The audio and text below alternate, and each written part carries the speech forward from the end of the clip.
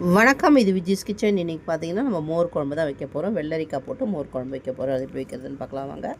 ஒரு பாத்திரத்தில் எண்ணெய் விட்டுருக்கேன். கடுகு, ஜீரகம், ஒரு 2 வெங்காயம், குட்டி வெங்காயமாக 2 வெங்காயம், கொஞ்சம் கொத்தமல்லி, கருவேப்பிலை போட்டிருக்கேன். வெள்ளரிக்காவை நல்லா தோல் சீவிட்டு இந்த மாதிரி குட்டியாக நறுக்கி அதை கூட சேர்த்துக்கோங்க. அது கூடவே கொஞ்சம் போல் மஞ்சத்தூள் போட்டு லைட்டாக இதை முதல்ல லைட்டாக வதக்கிக்கலாம்.